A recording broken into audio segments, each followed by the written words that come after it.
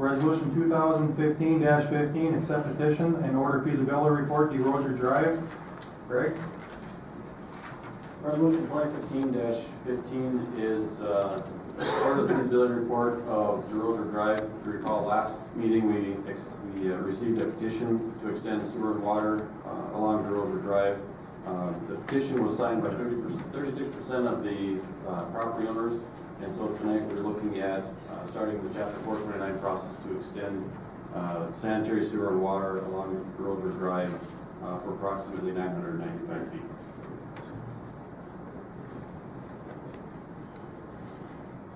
Resolution 2015-15. What's the wish of the council?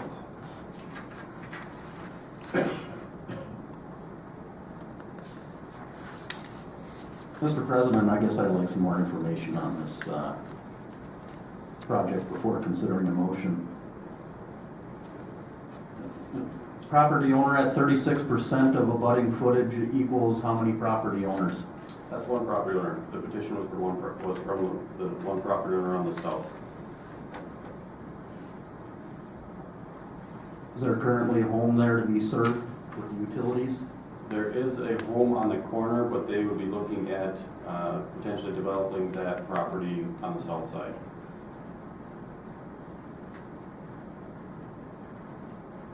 This description indicates 995 feet westerly of Riverwood. How far down the street does that go?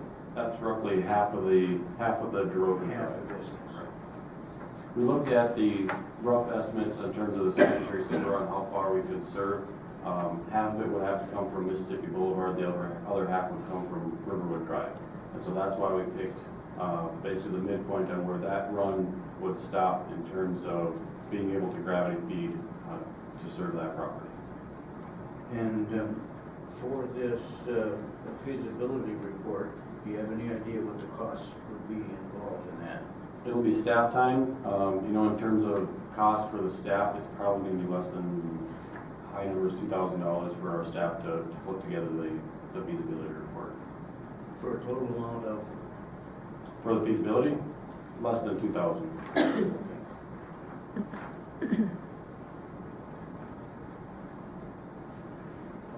Anybody else?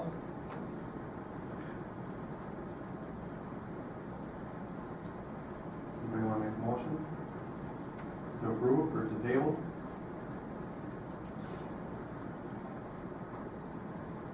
I make a motion to move resolution 2015-15. I'm going to second that motion.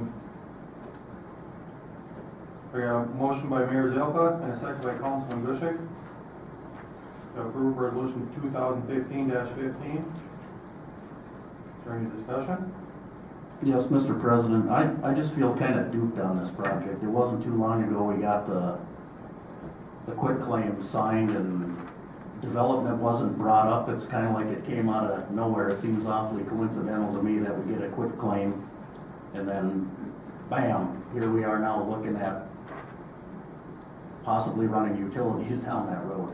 Yeah, I believe it was sold to us as, well, it's annexed into the city and we need to be able to plow it now, and this is what we need to do to be able to plow it.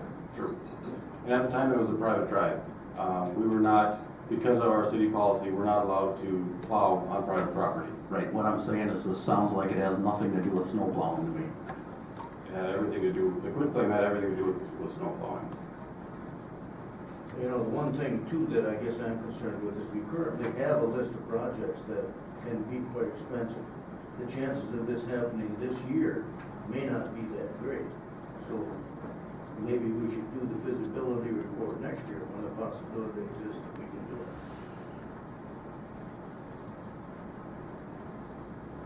Lori? Just for the council's information, I mean, it is two different property owners. The people that owned the road are different property owners than the people that are now requesting the development. True. So they're two different property owners. It wasn't that the same person that deeded the road to us is the same person that's doing the development. Doesn't mean they didn't know about it, but, you know. Right, I was gonna say so be it, but yeah. I'm sure that's not by But accident. they were two different property owners. When we get to the point of voting, I'm going to abstain because I live at the end of the road.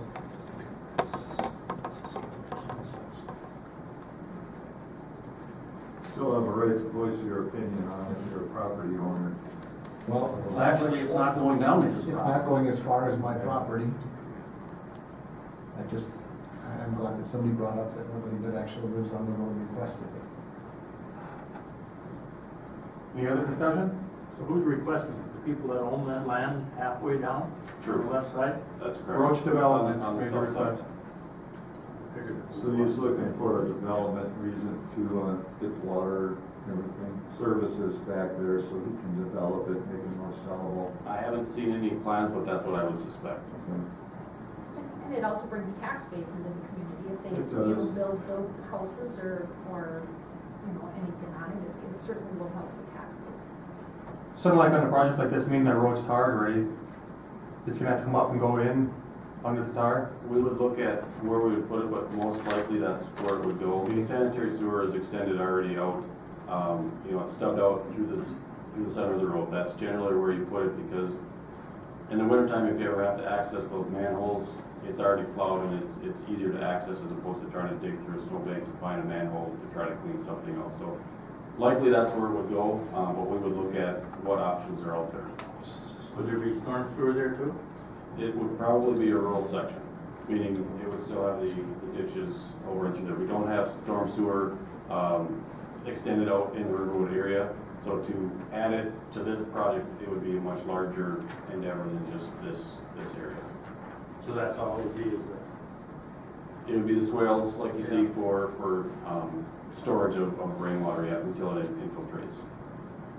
Greg, would you explain the process of where we would go from here then after the feasibility, if this was approved or if we approved it next year, whatever? Yeah. Once that was approved, then we'd go through the public hearing and everything else like we always do? Yep, there's two different types of processes that we can go through for assessments. The first is staff initiated. Those are projects that myself as well as the rest of the staff feel are projects that we want to bring forward. That's, the 1st Street Northwest, 3rd Street Northeast, and 3rd Avenue, ones that we've already talked about. When the staff initiates a project, we'll bring those to the council, and then the council will order in the feasibility report. Staff will then go ahead, write a report looking at the different options, different costs for the particular project, and then bring that to the council for their consideration. Once you accept the feasibility report, we would then order public hearing for the residents and invite them in to say what the assessments are going to be, what the project is going to entail, and hear their input, whether or not they're in favor of it or not. If the council deems that project is one that they want to move forward with it, they would order the plans and specs. At that point, we would prepare the documents to be bid by the contractors. So we would finalize the plans and specs, bring them back to the council. The council would accept the plans, we would go out for bidding, and there's 30 days for bids in there. Open it. If the bids are too high, you can always reject them. If they're in line or about where we expect them to be, the council can accept them at that point. Looking at a petition project, which is similar to what we have on 5th Street Northwest, where a property owner wants to have either blacktop or utilities extended out to their property. They would sign a petition saying, we want to have, just like Mr. Roach did, we want to have utilities extended or we want our street blacktop. We would bring it to the council. The council would review the petition to see if it's, accept the petition, have us make sure they're consistent and legit, that they didn't sign in John Doe or something like that. From there, we would order in the feasibility report. Staff would then prepare the report to see what the options are for that road, what the costs are. We would present that to the council. The council would then order in the public hearing, so we would notify the property owner as long as that would be assessed to voice their opinion one way or another, similar to what we did with the staff-initiated project. The difference between staff-initiated and a petition project, staff-initiated will need 7/8 vote, so 7 out of the 8 members up here will need to vote in favor of a staff-initiated project. If it's a petition project with more than 30% of the property owners petitioning the project, it will be a 5/8 vote. So once we get to the public hearing and the council would order in the plans and specs, that's where the 7/8 and the 5/8 comes into play. So tonight, we're really asking for permission to review the options that are available for DesRosier Drive on how to extend sanitary sewer and water to 990 feet west of Riverwood. Debbie, Go ahead.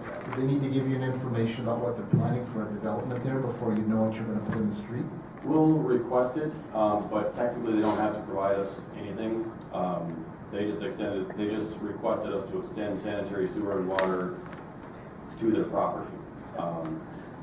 We'll check to see what they're anticipating over there, but we haven't seen any development plans down there to know exactly what they're looking at. So we'll extend, our 8-inch sanitary like we typically do, as well as our 8-inch water main. But exactly where the stuff are at, we don't know exactly what their development looks like. We don't know. That'll all have to go in front of the public or the planning commission before that gets anywhere. So people on the north side of the road could hook up to that also? If they would like to, yes, yeah. Well, that'd all be stubbed out at the same time. That would all be stuff out at the same time, yeah. That would be up to about 995 feet Halfway down. west, yes, yeah. Greg, when you say it would be staff time with this feasibility report, would you incur any overtime because of No. doing this? We wouldn't incur any additional overtime. Thank you. I have a question, Mr. President. Go ahead. How long is this feasibility report good for? Say you do it now, like there were suggestions by, like Lauren, maybe we won't get to this for 2 or 3 years. This report's still good. We can amend the feasibility report and do an update to it. So I mean, if it's 3 years old, you're probably gonna wanna review it just to make sure it is still valid, because things change. And so if you're looking at 3 years out, you're probably gonna wanna get an update to that report. So what I'm looking at is going back to Lauren, it wouldn't hurt anything if we waited a year. Other than the potential to not have, if they decide to develop it, they would have to postpone their plans for a year. I don't know what their plans are at this point, but if they were, that would be the only drawback. Lauren? Council President, just as a side note, one thing, and you guys, most of you haven't been through a bonding process when we do improvement bonds, but one of the requirements when we sell bonds for improvements is that at least 20% of the project has to be special assessed in order to sell assessment bonds or special to bond for those projects. Because of 3rd Street Northeast is a reconstruction, our assessments there aren't real high. So sometimes a project like DesRosier Drive is a good project for us because the assessments are higher. So then when you total them together, we can meet our 20% for assessments. If we don't meet our 20% for assessments, we have to find another way to pay for the project, whether it be money from water and sewer revenue, stormwater, or some source of revenue to decrease the cost so that we meet our 20% so that we can bond for it. Well, it's just like First Street Northwest too, it's the same deal, right? Right, Sure. that's why we did First Street Both of Northwest them with the were- rest of 3rd Street Northeast, because First Street Northwest had a high assessment rate, 3rd Street, what we did last year, had a low assessment rate, so when we combine it, we need our 20%, otherwise we wouldn't have if we would have just done 3rd Street Northeast. And in this case, I think 5th Street Northwest is gonna be a pretty high assessment, but even when you add that to 3rd Street, because 3rd Street's so expensive, Right. we still don't meet our 20%. So this might be something we need to do to be able to meet that 20% as well, depending on what else is ordered in. I guess at least let us get the numbers so that we know where they're at. Then we can make an educated decision whether or not we're gonna meet that 20% or not. Should that feasibility report come back decently, are we in a position financially to possibly do this year?